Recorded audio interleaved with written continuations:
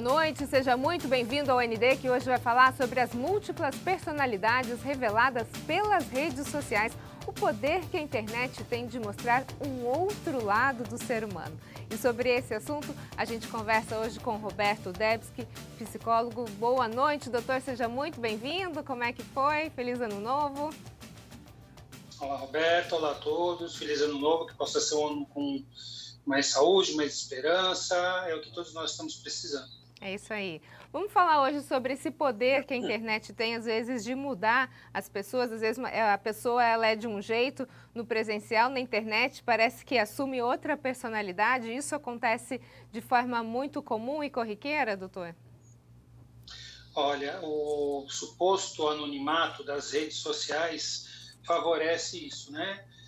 Na verdade, isso já acontece em todas as interações humanas, nos relacionamentos. Quando a gente conhece alguém, a gente nunca se mostra no primeiro encontro, ou nos primeiros encontros, às vezes nem nunca se mostra mesmo, né? Nem nos próximos. Então, assim, existe algo que a gente mostra para os outros. Se a gente for olhar diversas teorias, vamos olhar o que o Jung falava na questão da máscara. Então, máscara é aquilo que eu quero que o outro veja de mim, que eu sou bacana, que eu sou uma pessoa legal, olha como vale a pena me conhecer, vale a pena ser meu amigo, confiar em mim. Então, na verdade, duas pessoas se encontram, é o encontro geralmente de máscara com máscara. Então, ninguém sabe quem o outro é, somente aquilo que eu quero que o outro veja de mim e vice-versa.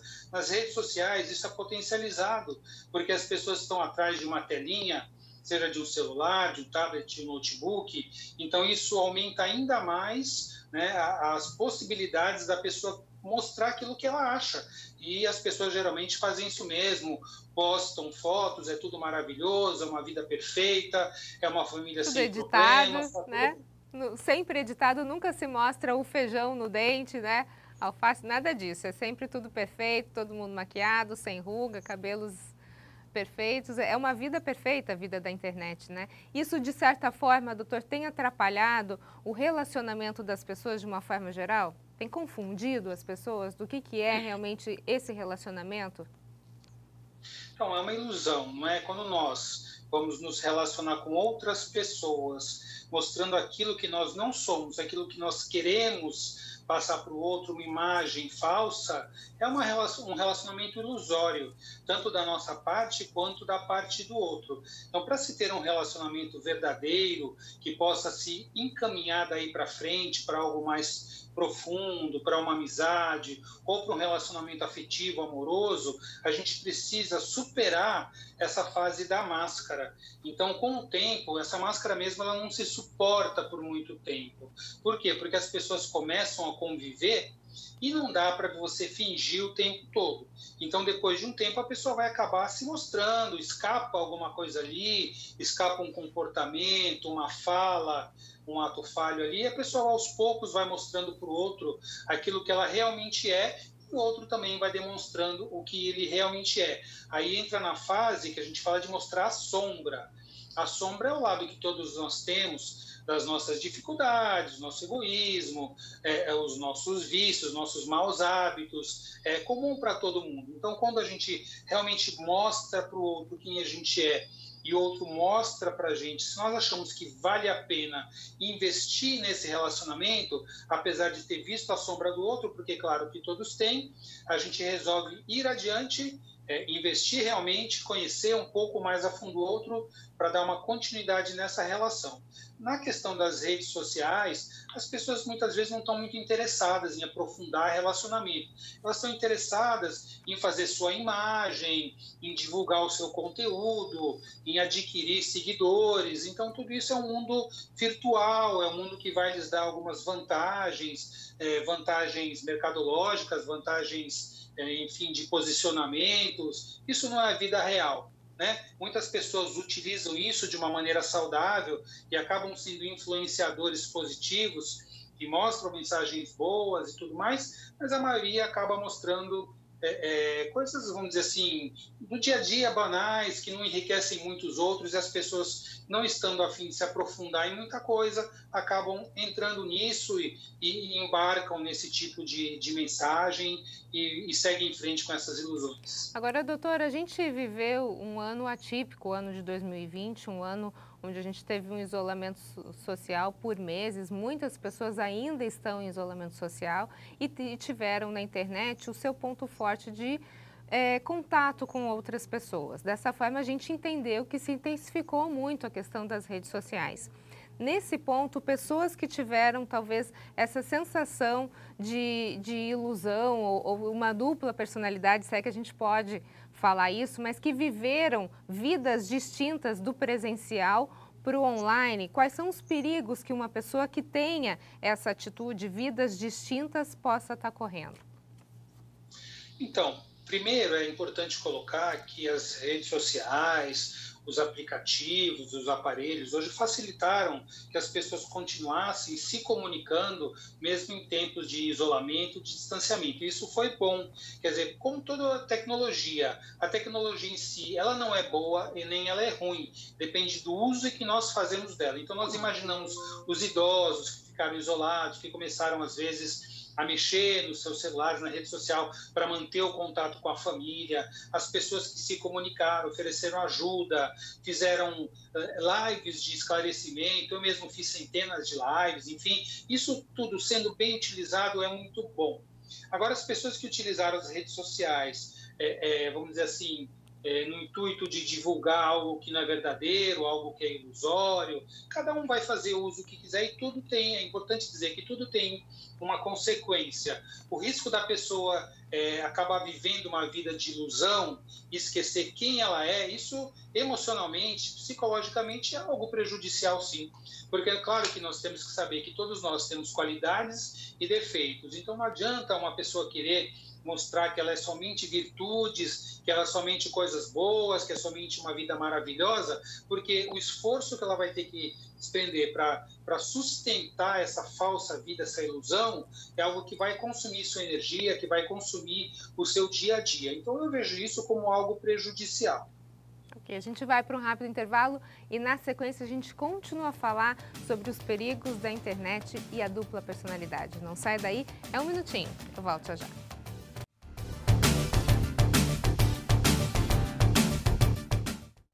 ND está de volta ao nosso assunto de hoje, as múltiplas personalidades reveladas pelas redes sociais, o poder que a internet tem de mostrar um outro lado do ser humano. E sobre isso a gente está discutindo o assunto, então, com o Dr. Roberto Debski, psicólogo. Doutor, a gente estava falando sobre essa questão dessa dupla personalidade, ou as pessoas encararem a internet, as redes sociais de uma forma diferente. Às vezes elas ficam mais soltas, às vezes mais corajosas, fazem postagens de assuntos que talvez não falariam no presencial, não encarariam esse assunto com tanta veemência como se colocam nas redes sociais. Por que acontece essa diferença? Bom, as pessoas, quando elas estão atrás de uma câmera, atrás de um celular, muitas vezes isso causa uma desinibição, por vezes elas nem imaginam quão longe isso pode chegar, o alcance, a responsabilização que elas podem ter. Então, normalmente, a pessoa que não está vendo para quem ela fala, é muito diferente ela chegar na frente de uma pessoa, ter coragem de olhar no olho dessa pessoa e falar, ou para um grupo, para uma multidão, e ela está atrás de uma tela, de escrever um texto, de passar, filmar um vídeo e transmitir. Isso, inclusive, aumenta o risco de muitas coisas que a gente vê, como, por exemplo, até o próprio cyberbullying, né? Porque as pessoas, elas estão muito mais, entre aspas, se imaginam muito mais protegidas, fazendo algo como cyberbullying, como vídeos e postagens nas redes sociais, anônimas muitas vezes, sem aparecer quem elas realmente são, do que ter que fazer isso ao vivo. E até há pouco tempo atrás a gente deve dizer que as pessoas tinham mesmo uma proteção, porque os mecanismos de proteção às pessoas contra cyberbullying, contra esse tipo de acometimento virtual, era ainda algo muito incipiente, não se tinham regras, não se tinham leis, é algo muito novo isso dentro da sociedade, de anos para cá. Então, essas regras precisam ser criadas para que as pessoas sejam responsabilizadas por tudo que elas fazem. Não é porque elas estão atrás de uma identidade falsa ou de uma câmera que elas têm que falar o que elas quiserem, podem agredir os outros, podem inventar histórias, denegrir imagens, né, pessoas, porque isso tem a ver com relacionamentos humanos. Então, tem que ser a mesma responsabilização que você tem por fazer algo ao vivo, você também deve ter por fazer isso online. Existe algum mecanismo na mente, no cérebro do ser humano que desativa quando a gente fica escondido atrás de uma rede social, da internet, por conta dessa falta de responsabilização que o senhor acabou de falar? Sim, a pessoa imagina dentro, né, do imaginário dela que ela não está sendo vista, não será responsabilizada, que ela pode fazer o que ela quiser atrás de uma câmera, que as pessoas não vão ter o alcance, então ela está imune. Então são mecanismos imaginários que a pessoa tem. Muitas vezes isso acaba acontecendo mesmo, porque é algo muitas vezes muito mais agressivo você fazer um cyberbullying, uma agressão virtual, do que você fazer pessoal, porque não tem um limite. Quando você faz algo presencialmente, você está ali naquele ambiente e aí as pessoas que estão ali é que participam. Quando você joga algo numa rede social, isso instantaneamente pode atingir milhões de visualizações e algo que nunca mais vai se ter a possibilidade de ser retirado, porque mesmo que haja mecanismos legais, que se exija que se retire a postagem, quando ela é espalhada pelas redes sociais, não há mecanismo algum que consiga retirar tudo que foi postado. Agora, quando a gente continua entendendo esse universo digital, né, doutor, muitas pessoas criam, como a gente falou no início do programa, criam realidades diferentes, criam casas maravilhosas, vidas maravilhosas, aquela família doriana, né, tudo muito perfeito. É possível que essa pessoa, além de querer mostrar uma realidade que ela não viva, possa acreditar nisso? Ela mente tanto que ela acredita na própria mentira? Bom, existem, vamos dizer assim, na nossa vida, muitas pessoas passam por problemas, por dificuldades de relacionamento, por questões muito graves e, de alguma maneira, as pessoas acabam encobrindo isso delas mesmas. Existem mecanismos psicológicos que fazem com que a pessoa não enxergue, que a pessoa não perceba aquilo que acontece com ela. Vou dar só um exemplo, né? Então, imagina numa família em que tenha um filho drogadito, por exemplo. Geralmente, quem são os últimos a descobrir? São os pais, né, geralmente a mãe. Por quê? Porque é uma realidade tão difícil que a pessoa acaba mascarando isso, olha para outros lugares, é como se aquilo estivesse na sua frente, mas você está mirando um outro lugar. Então, muitas vezes a pessoa ela usa desses mecanismos ilusórios de criar realidades paralelas para não enxergar as suas próprias dificuldades. Isso acontece sim, e eu diria que as pessoas precisam encarar a realidade. Se nós queremos melhorar, não, mas a minha relação não está boa, o que eu vou fazer? Ou eu vou procurar melhorar, vou procurar uma ajuda, um tratamento médico, psicológico, uma constelação, enfim, o que quer que seja que possa me ajudar a olhar para a minha realidade, para minhas dificuldades e me ajudar a superar, a ter mais resiliência, aprender a lidar melhor com os meus relacionamentos, comigo, com os outros. Tudo é possível ser feito. Isso a pessoa tem que ter a consciência, ela tem que olhar para as suas questões, saber das suas dificuldades e encarar de frente. Não é criando uma realidade virtual, paralela, imaginando coisas ou querendo que os outros vejam algo que não é realidade, que eu vou solucionar qualquer um dos meus problemas. Agora, voltando ainda nessa questão da internet, tudo que é postado, doutor, as empresas estão de olho também? Por exemplo, no mercado de trabalho, você vai procurar uma vaga de emprego. A sua rede social é um ponto que vai ser analisado, correto?